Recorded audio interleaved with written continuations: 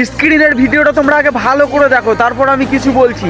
মুর্শিদাবাদের মতো না কি উড়িষ্যাতে যে মার খাবো, মুর্শিদাবাদের মতো না কি উড়িষ্যাতে যে মার খাবো। ওয়েস্ট বেঙ্গল, মুর্শিদাবাদ, বাবরি মসজিদ, আল্লাহু আকবার।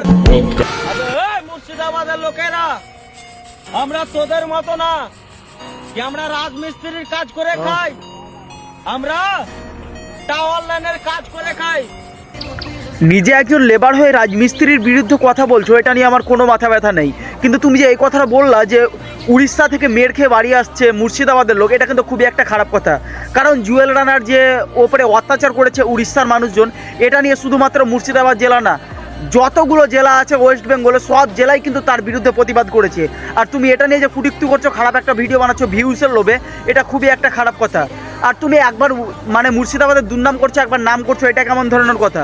ব্যাপারটা এইরকম হয়ে গেল না, নিজে বমি করে আবার সেই বমি খাচ্ছ।